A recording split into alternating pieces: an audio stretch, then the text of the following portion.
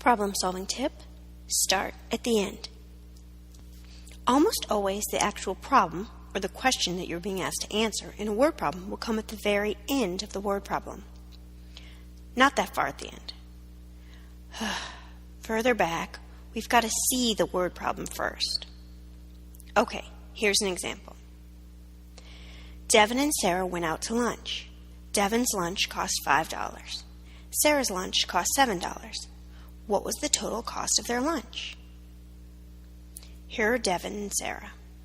The problem you're going to solve is, what was the total cost of their lunch? Word problems usually present the information, then ask a question related to this information.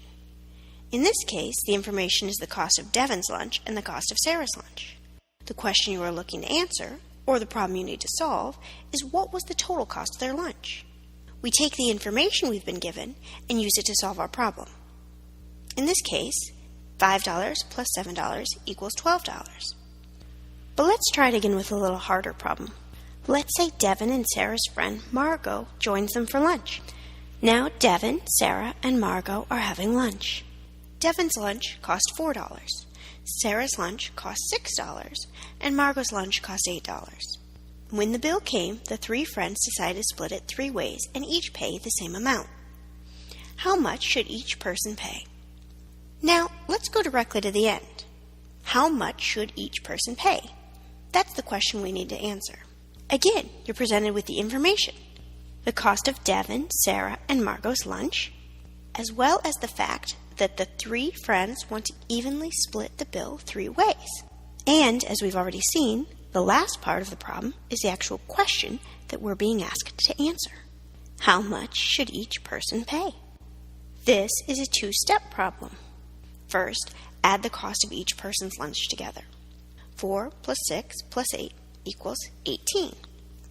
It's important you ultimately make sure that you're answering the question at the very end of your problem. For example, if you weren't paying attention, you might just look at the numbers and think you were supposed to add them up. Or you might be in a hurry and just add the numbers but forget the question asks you to take another step.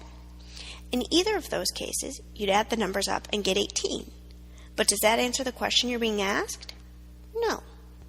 If you start by going to the end and identifying that question you need to answer, it will help you focus in as you look to find the right answer. As we know, to solve this problem, we're supposed to find out how much each person should pay.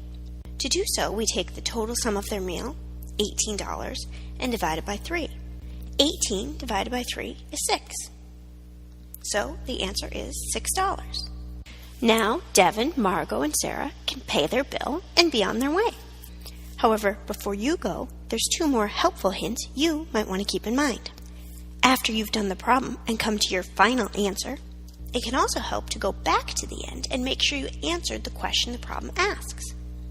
And, while it might sound obvious, a helpful hint in determining what you need to answer in order to solve a word problem is to look for the sentence that ends with a question mark.